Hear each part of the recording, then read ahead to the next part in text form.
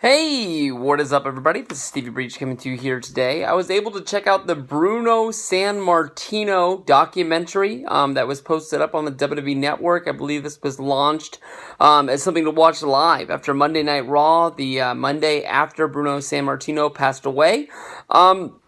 I didn't make a video about the passing of Bruno Sammartino because honestly, even though people ask why you don't make videos for certain things, I believe that in the YWC it's sort of looked at as a bad thing to make videos and sort of profit off of somebody's death. I make a lot of videos when people pass away, but most of the time those videos are sort of getting things off my chest, talking about past memories of watching those wrestlers, and more often than not, those are wrestlers that I honestly really care about. I remember around WrestleMania 29 when it was announced Bruno Sammartino was going to be going into the Hall of Fame at Madison Square Garden. A lot of people making videos, basically saying, how good Bruno Sammartino was, him being the real legend. And this, honestly, coming from a lot of people that were younger than I was. And I made a video calling those people out. Basically saying that, I was a little bit older than everybody that was making videos in the YWC, and I didn't think that many people could make it through watching 3 Bruno Sammartino matches in a row. Mainly because of the style of wrestling that Bruno Sammartino did, back in the, the 70s and into the early 80s. I didn't think it was going to translate, and I thought people were just making videos just to make videos, and basically just reading off of the cue card what other people, who really were able to live Bruno Sammartino's life.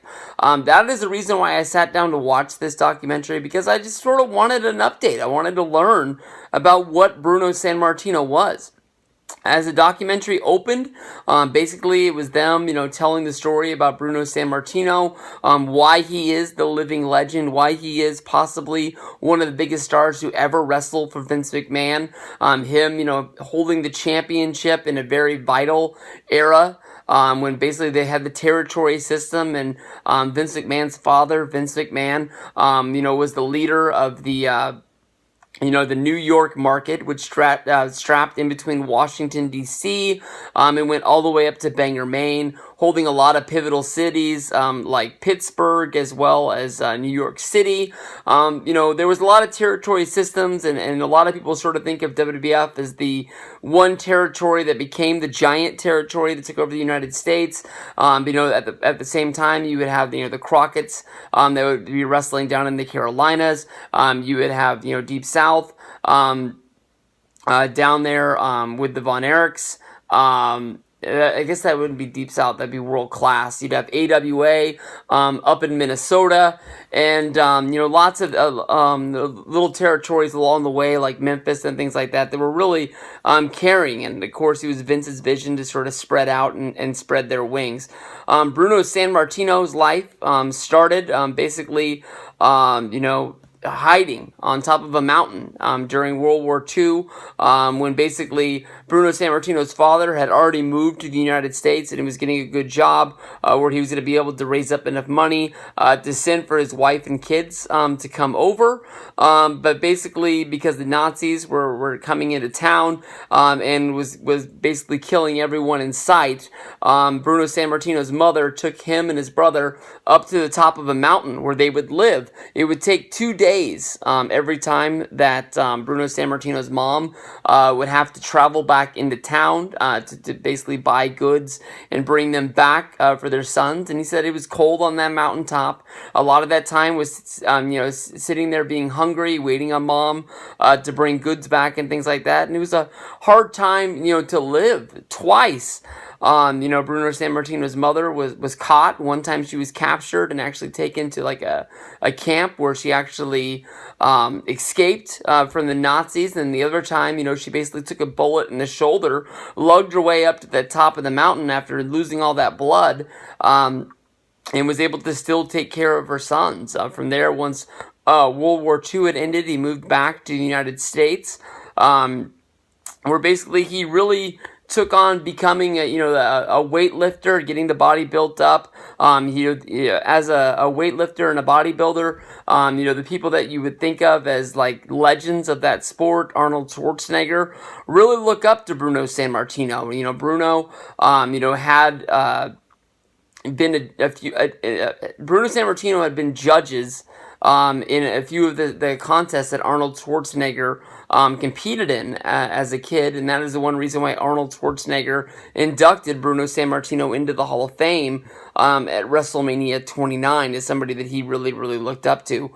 Bruno, basically because of the fact that he built his body up and he was such a strong man, he ended up getting into the world of professional wrestling. He tried wrestling in New York, and basically was somebody that was just going to be in the middle of the card. And it actually was some advice telling him to move to Toronto, which was a really, really fallen market. There wasn't a lot of strong following of wrestling in Toronto. And the word was that if he could get over in Toronto wrestling for Frank Tunney, that he could get over anywhere. And he moved to Toronto. He got his career on track before coming back and wrestling again in the WWF. For Vince, being that star that would get over in the cities like Boston as well as New York City, in carrying the championship. Bruno would win the championship from the Nature Boy Buddy Rogers, and he would continue to hold that title for over 7 years without losing it. They don't really go into a lot of the feuds that Bruno went into. They do talk about what the grueling schedule was, where he basically would have to be on the road 6 days a week. A lot of the time would be him, wrestling those matches and immediately traveling to the next town, and it wasn't as easy. A lot of it was 600-mile car rides, where basically he would have to work a match, jump into a car, drive, the 500 to 600 miles to get to the next show. Get ready in that town, and you're not really even there that much. It really took a grueling, effort on Bruno to keep up that schedule to the point it got to 7 years into his run. His body was breaking down. He was hurt. He was injured. He had kids at home with his wife, and he just went to Vince and basically said, you have to find somebody else, because he couldn't do it anymore. He needed some time off, and that's finally what they gave to him. And then at Madison Square Garden is where the upset happened, where basically Bruno Sammartino, he was beat and by Ivan Koloff. Ivan Koloff, a lot of people remember as being one of the Russians in the NWA that would be there with... he was sort of like the manager role to Barry Darso, who would go on to be a member of Demolition, as well as Nikita Koloff, who went to huge success in what most people call WCW, the NWA sort of things. But Sammartino was able to get that second little bit of a break before he was actually talked into coming back and sort of trying to revitalize the promotion, because they had sort of fallen off without having Sammartino be there. Sammartino, made a deal where basically he was going to come back to the company. He was going to hold the championship for 1 year, and they would sort of make his bookings a little bit less, to take it a little bit easy on his body and sort of capitalize on him working in the bigger towns to be able to make more money, and just be sort of smart about this second stint of his career. From there, basically, is where he comes in. He has the big match with, of course, the other Hall of Famer, the one guy that he actually trained, and that would be... oh shoot, who did he wrestle at Shea Stadium? It was the announcer from WCW. I almost just called him Mike Tenay, but it actually ends up being son of a gun. He went into the WrestleMania Hall of Fame at WrestleMania 31. He was actually one of the only speeches that we stayed before going over to the WrestleCon show. But he ends up having the big show there at Shea Stadium. A lot of people also know that on that show there was a Hulk Hogan versus Andre the Giant match. It's of course when Andre the Giant was the babyface and Hulk Hogan was the heel. A lot of things were transpiring at this time. Vince was coming into charge of the company at this time.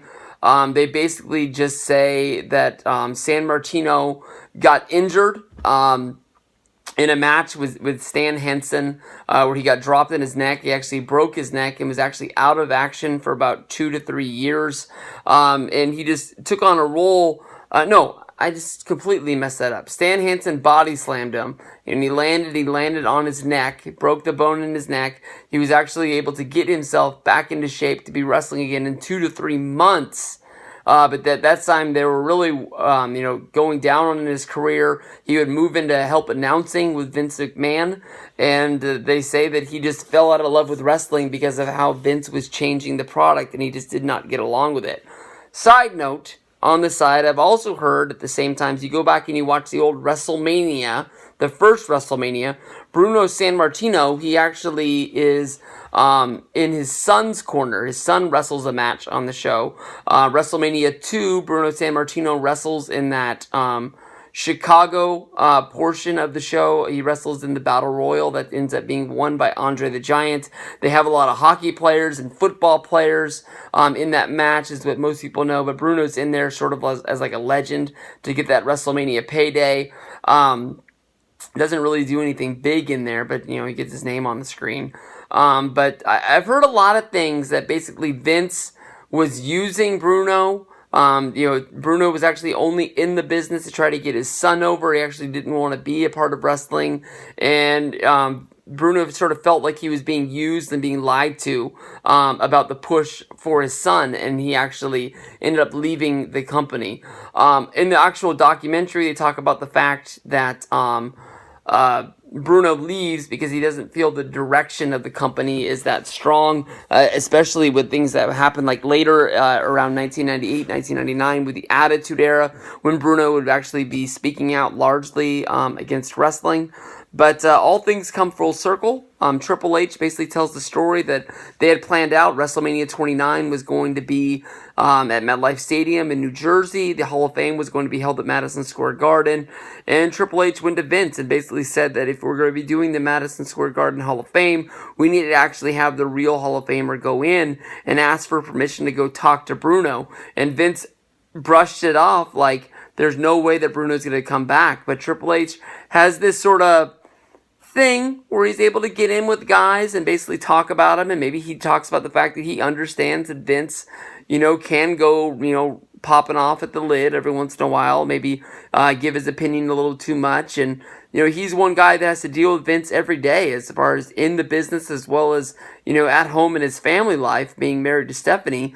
And maybe they're actually able to do this because, Triple H was able to get Sammartino back. Followed by that, he was able to get the Ultimate Warrior back. And a lot of people thought that if he can get those two guys to come back, that he can get almost anybody. And even though CM Punk thinks that Triple H is part of the problem, maybe someday down the road, he's the one who actually makes him come back. From there, they have the Hall of Fame ceremony where he goes into the Hall of Fame, and that's where they end the story. I can honestly tell you that I did learn a little bit about Sammartino, but it's not like I'm really going to be diving back in to watch old Bruno Sammartino matches. I think that this is probably the bare bones of what the documentary would have been if we ever would have got that Bruno Sammartino DVD that was rumored for a few years. I'm guessing that would probably be like the first disc, and it'd be loaded with all of his best matches.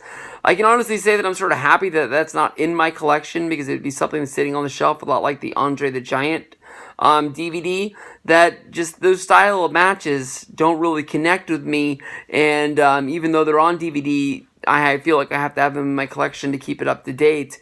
It's just something that would collect dust and I would never see. So I'm glad I watched the documentary. I hope you guys watch the documentary, and we'll see where they go from here.